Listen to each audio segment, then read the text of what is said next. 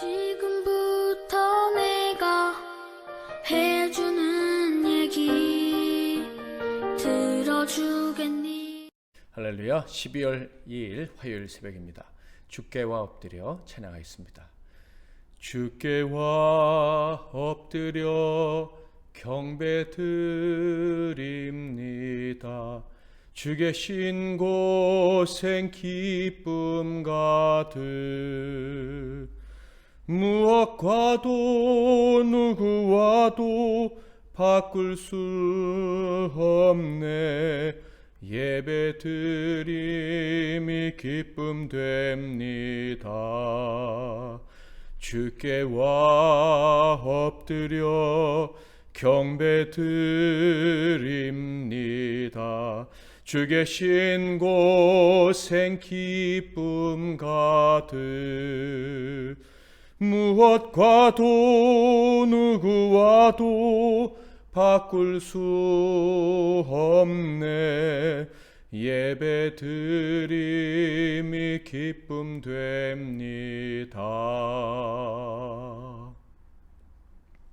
오늘 하나님께서 주시는 은혜의 말씀은 마태복음 6장 6절 말씀이 되겠습니다. 마태복음 6장 6절. 너는 기도할 때 내 골방에 들어가 문을 닫고 은밀한 중에 계신 내 아버지께 기도하라. 은밀한 중에 보시는 내 아버지께서 갚으시리라. 아멘.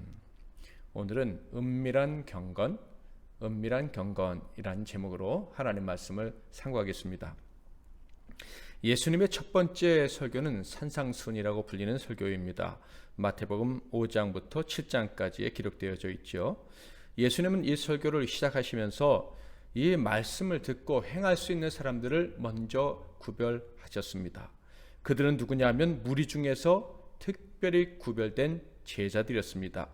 참된 천국 백성들이라고 불리게 될 사람들이죠. 주님은 그들을 다음과 같이 복을 받은 자, 행복한 자라고 또한 불러주셨습니다. 예수님은 그들이 8가지의 복을 받았는데 이것이 사람이 누릴 진짜 복이라는 것을 가르쳐 주셨습니다. 제자들은, 참된 백성들은 예수님 말씀하시는 8가지의 복이 진짜 복인 줄 알고 기뻐하고 감사하는 사람들이었죠. 아마 앞으로 분명히 그들은 점점 더 시간이 갈수록 이게 진짜 복이구나 하면서 살아가게 될 것입니다.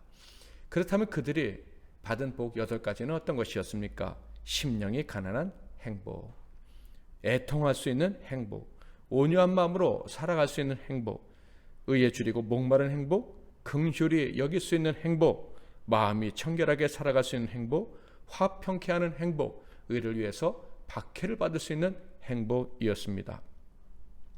그러니까 세상 사람들이 느낄 수 있는 행복과 전혀 다른 차원의 행복을 느낄 수 있는 사람들이 예수님이 구별하신 제자들이고, 그들이야말로 산상수훈, 예수님의 첫 번째 설교의 진정한 청취자다라고 할 수가 있는 것입니다.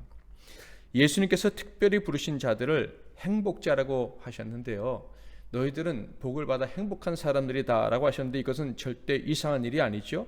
하나님께 택함을 받을 수 있다면 이 세상에서 가장 큰 복을 받은 사람이므로 당연히 가장 큰 행복을 누려야 할 것입니다. 가난하고 애통하고 세상으로부터 정의로운 대접을 받지 못해도 하나님께 택함을 받을 수만 있었다면 당연히 행복하고 또 행복해 해야 할 것이겠죠. 그래서 구약 성경에도 하나님께 택함을 받은 사람들은 행복한 사람이다 라고 기록되어져 있습니다. 신명기 33장 29절. 이스라엘이여 너는 행복한 사람이로다. 여호와의 구원을 너같이 얻은 백성이 누구냐? 그는 너를 돕는 방패시요 내 영광의 칼이시로다. 내 대적이 내게 복종하리니 내가 그들의 높은 곳을 밟으리로다. 하나님의 택함을 받고 구원 얻은 사람은 당연히 행복한 사람이다. 그렇게 알고 살아야 된다라고 하나님 말씀을 하신 것입니다. 이 행복한 사람이다라고 칭찬을 받던, 이 엄청난 호칭을 받은 이스라엘 사람들, 특별히 이 이야기를 직접 들은 사람들의 조상들은 광야에서 죽은 사람들입니다. 하나님께서 구원해 주셨음에도 불구하고 행복한 사람이라는 것을 거부하자 그들은 행복한 땅, 행복을 누릴 가나안 땅으로 들어가지 못했죠. 그렇다면 이 행복한 사람이다라는 말씀을 받은 사람들은요, 그들이 지금 처한 상황으로 살펴보건대 정말 인간적으로 행복하다라고 말하지 못할 수도 있는 사람들입니다. 그러니까 가나안 땅에 들어가기 직전에 있었던 때에 이 말씀을 받은 거예요. 당연히 긴장되고 미래에 대한 염려를 할 수밖에 없는 때였습니다. 가나안 입성은 제대로 할 수 있을까? 이어지는 정복 전쟁에서 우리가 승리할 수 있을까? 이런 근심과 걱정을 충분히 인간적으로 할 수 있는 때였다 하는 거예요. 그런데 그들은 여호수아를 중심으로 하나님을 신뢰하는 마음으로 충만했고요.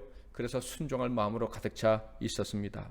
그래서 그들은 하나님께서 그들을 구원해 주셨고 그래서 너희들은 행복한 사람이다 라는 말씀에 조금도 거부감을 가지지 않았다 하는 것입니다. 광야에 있든지 전쟁을 앞두고 있든지 하나님께서 나를 불러주시고 택해 주셨다는 사실을 진심으로 알고 기뻐하고 감사할 수 있다면 그 사람은 어떤 상황에서도 행복을 누릴 수 있는 사람인 것이죠. 이렇게 구별하신 자, 하나님께서 정하신 특별한 방식으로 행복을 누리며 살 자들에게 예수님은 명령을 하십니다.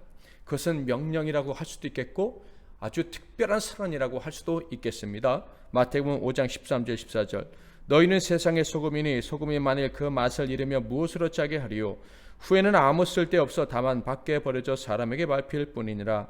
너희는 세상의 빛이라 산 위에 있는 동네가 숨겨지지 못할 것이요. 이 명령, 이 선언은 특별히 선택받은 행복자들은 세상의 소금이요 세상의 빛이다 라는 말씀입니다. 세상의 소금과 빛의 사명을 감당하기 위해서 특별히 부름받았기에 너희들은 행복해야 된다라는 말씀이라고 볼 수도 있겠죠.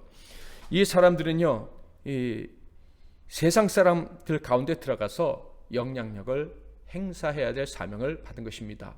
그들이 받은 행복을 이 죽어가는 슬퍼하는 세상에 가서 나눠야 될 사명이 그들에게 주어졌다 하는 거예요.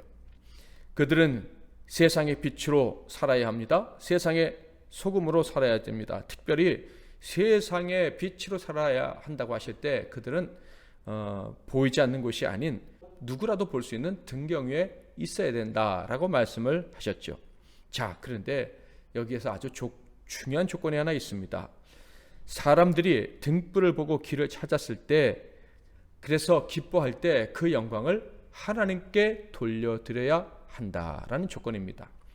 마태복음 5장 16절 이같이 너희 빛이 사람 앞에 비치게 하여 그들로 너희 착한 행실을 보고 하늘에 계신 너희 아버지께 영광을 돌리게 하라. 즉 사람들이 너희 이 세상에 빛된 너희의 그 행위를 통해서 길을 발견하고 그래서 너희들을 칭찬하고 너희에게 고마워할 때 그 칭찬과 너희들이 받는 영광은 하나님께 돌려드려야 된다라는 말씀입니다. 여기서 돌린다라는 의미는요, 일부를 나눠준다 이런 뜻이 아닙니다. 거울이, 그것도 완벽한 거울이 자기에게 온 빛을 그대로 다 반사하듯이 완벽하게 100% 반사해야 된다 이런 뜻입니다. 그러니까 자신의 착한 행실로 인해서 빛과 소금의 역할로 인해서 사람들에게 드러난 그 행실로 인해서 영광을 받을 때 단 1%도 자기 것으로 취하지 않고 그 영광은 오직 하나님의 것인 줄 알고 하나님께만 돌려드려야 된다 이런 뜻이에요. 이렇게 하나님께 영광을 돌려드려야 되는 이유는 명백합니다. 원래 제자들이란 어떤 사람들입니까? 세상의 소금의 역할, 등경 위에 등불 역할을 할 수 있는 사람들이 아닌 거예요. 그렇게 자격이 없음에도 불구하고 하나님께서 일방적으로 택하셔서 그들을 복된 자라고 부르시고 자격을 주셨기 때문에 그 소금의 역할, 빛의 역할을 할 수가 있었던 거예요. 거저 소금이라고 하시고 거저 빛이라고 하셔서 그냥 갔더니 열매가 나타났으니 어찌 그것을 자기의 공로라고 하고 자기가 취할 수가 있겠습니까? 여기서 우리는 아주 중요한 제자도의 핵심을 발견하게 됩니다. 사명을 감당하는 자들에게는 드러나야 할 측면과 드러나서는 안 되는 측면이 있다라는 것입니다. 소금과 빛, 즉 착한 행실은 반드시 드러나야겠죠. 그런데 자기 자신, 자기의, 자기 자랑은 절대 드러나지 않고 감춰져야 한다는 것입니다. 여기서 우리는 질문을 할 수가 있겠죠. 빛과 소금의 삶, 곧 착한 행실을 하려면 어떻게든 드러나지 않을 수가 없습니다. 그래서 비난도 받을 수 있고 칭찬도 받을 수가 있는 거죠. 당연히 드러나게 착한 일을 하니 그 행동에 대한 세상의 평가를 받을 수밖에 없는 거예요. 자, 그런데 이 빛과 소금의 사명을 감당할 때 어쩔 수 없이 자신이 드러나게 되는데 어떻게 자신을 감출 수 있겠는가 하는 그런 질문을 받게 됩니다. 어떻게 내가 칭찬을 받는데 하나님께 다 돌려드릴 수가 있겠는가? 내가 어떻게 칭찬을 안 받고 영광을 받지 않을 수가 있겠는가 하는 질문이 생긴다라는 거예요. 요즘같이 온라인이 발달한 시대라면 자신을 드러내지 않고 어느 정도 감추고 착한 일을 하는데 성공할 수 있을지 모르겠습니다. 그러나 예수님 시대는 전혀 아니었죠. 그리고 지금 시대도 마찬가지입니다. 결국 사람의 손이 닿아야 되는 거예요. 아무리 온라인으로 비대면으로 한다 해도 결국 사랑의 손길이 어떤 사람들에게 닿게 된다면 영원한 비밀은 없다라는 것이죠. 자, 그렇다면 어떻게 착한 일을 통해서 이웃을 사회를 복되게 하는 사람들이 자신을 온전히 감출 수 있을까? 자신에게 오는 영광, 자신에게 오는 칭찬을 온전히 하나님께 돌려드릴 수 있을까? 예수님께서는 그 대답을 6장에서 알려주십니다. 6장 1절, 사람에게 보이려고 그들 앞에서 너희 의를 행하지 않도록 주의하라. 그리하지 아니하면 하늘에 계신 너희 아버지께 상을 받지 못하느니라. 바로 모든 착한 일에는 착한 동기가 있어야 된다는 거예요. 그러면 자신을 감출 수 있다라는 말씀이죠. 자, 그렇다면 착한 동기란 무엇을 말하는 것일까요? 착한 동기의 반대가 무엇인지 생각해 보면 되겠죠. 반대는요, 악한 동기는 1절에 맨 앞에 있는 말씀처럼 바로 사람에게 보이려는 동기를 말합니다. 사람에게 인정받고 칭찬을 받으려 착한 일을 하는 것은 바로 악한 동기로 착한 일을 하는 것이다 라는 말씀입니다. 그렇다면 착한 동기는요, 오직 하나님만 알아주시면 됩니다 하는 마음으로 착한 일을 하는 것이겠죠. 사람이 알아주지 않아도 저는 상관없습니다 하는 마음으로 하는 거예요. 하나님께서 인정만 해주시면 되는 거예요. 하나님이 원하시는 대로 하고 하나님이 기뻐하시면 되는 거예요. 그래서 이 사람은 사람의 칭찬을 구하지 않고 하나님의 명령만 추구하는 거예요. 칭찬을 받아도 영광을 얻어도 그게 끝이 될 수가 없어요. 거기에 마음을 담느라 시간을 낭비할 수가 없는 것입니다. 또 다른 주님의 일, 착한 일을 찾아 전진할 뿐입니다. 하나님의 기쁨을 갈망하기에, 하나님의 뜻을 갈망하기에 사람들의 칭찬에 마음을 뺏기지 않고 또 하나님의 뜻이 어디 있는지, 내 생명 다하는 날 어떻게 내 마음을, 내 삶을 불태울 수 있는지, 감사로 불태우는 등불로 살아갈 수 있는지 거기에 온통 마음이 집중되어져 있으니 사람의 영광, 사람의 칭찬에 마음을 뺏기지 않을 수 있는 것이죠. 즉 영광을 하나님께 온전히 돌려드릴 수가 있는 것입니다. 자, 그렇다면 이렇게 착한 동기를 가지려면 어떻게 해야 될까요? 예수님께서 이에 대한 대답도 주셨는데 바로 은밀한 경건 생활을 해야 된다라는 것입니다. 마태복음 6장 6절, 너는 기도할 때에 내 골방에 들어가 문을 닫고 은밀한 중에 계신 내 아버지께 기도하라. 은밀한 중에 보시는 내 아버지께서 갚으시리라. 아무도 모르는 곳, 감춰져 있는 은밀한 곳에서 하나님과 교제하라 라는 말씀입니다. 아무도 모르는 곳에서 기도하면 은밀한 중에 보시는 하나님께서 갚으실 것이다 라고 말씀을 하십니다. 자, 하나님의 일을 위해서, 빛과 소금의 일을 감당하기 위해서 기도했습니다. 그랬더니 하나님이 갚아주셨어요. 은밀하게 기도했더니 하나님이 갚아주셨어요. 즉 응답해 주셨어요. 그렇다면 어떻게 하나님이 갚아주시는 일이 일어났을까? 하나님이 정말 갚아주셨구나, 이 사실을 누가 알까요? 은밀하게 기도한 사람은 아는 거예요. 그래서 이 nom청난 일, 은밀하게 기도하는 중에 들으신 하나님이 갚아주신 이 일은 누가 영광을 받으셔야 되는지도 아는 거예요. 그러니까 은밀하게 기도하고 하나님이 일하셨음을 분명히 아는 사람은, 하나님과 자기 사이에 비밀이 있는 사람은 사람의 칭찬에 연연하지 않고 하나님이 일하셨을 때 하나님께 영광을 올려드리게 되는 것입니다. 만약 경건 생활을 자랑거리로 삼으려 했다면 그는 결코 영광을 하나님께 돌리지 않을 거예요. 주님과의 비밀이 없으니 주님이 하신 일인지 아닌지도 확신이 없는 거예요. 아, 하나님이 이렇게 일하시길 바랍니다. 사람 앞에 기도했더니 정말 사람들이 볼 때 하나님이 일하셨습니다. 그러면 사람들은 분명히 그렇게 할 거예요. 저 사람이 기도했더니 하나님이 일하셨다고. 그러니까 하나님의 영광이 아니라 사람의 영광이 드러나게 되는 거예요.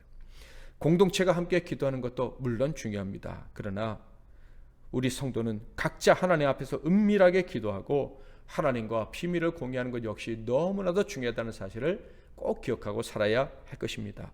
이 비밀이 있어야 우리는 하나님께 영광을 올려드리며 하나님의 영광을 내가 취하지 않고 살아갈 수가 있는 거예요. 사랑하는 성도 여러분, 아무도 모르는 곳에서 말씀을 읽고 기도하는 여러분을 축복합니다. 격려합니다. 이것이 때로는 힘들 수도 있고 외로운 일일 수도 있어요.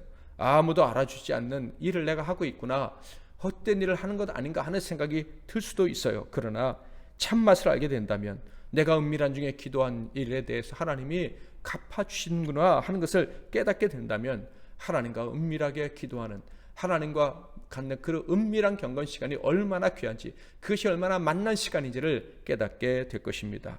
그리고 하나님께 영광을 올려드려야 되는 확실한 이유를 점점 분명하게 알게 될 것입니다. 여러분에게는 은밀한 경건의 시간이 있으십니까? 그 시간을 소중히 여기고 그 시간을 확대시켜 갈 수 있기를 주님의 이름으로 축복합니다. 오늘도 제가 잠깐 기도하고 여러분 각자 말씀 붙잡고 기도하시고 승리하시는 하루가 되십시오. 하나님 아버지,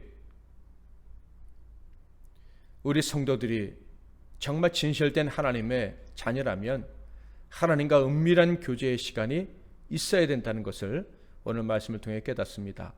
이미 그 은밀한 교제의 시간을 갖고 있는 종들은 그 시간을 더 귀히 여기게 하옵시고 그 은밀한 경건의 시간을 통해서 하나님이 행하시는 일들을 더 많이 경험하게 하시고 그리고 하나님께만 영광 올려드리는 것이 얼마나 행복한 삶인지 깨닫고 즐거워하게 하옵소서. 오늘도 은밀하게 하나님께 기도하고 은밀한 중에 하나님의 음성을 듣고 하루를 시작하려는 이 복된 종들을 하나님 기억하시고 복 주시고 주님과 동행하는 즐거움, 하나님이 열매 맺게 하셔서 하나님께 영광 올려드리는 즐거움으로 가득한 하루가 되게 하옵소서. 예수 그리스도의 이름으로 기도하옵나이다. 아멘.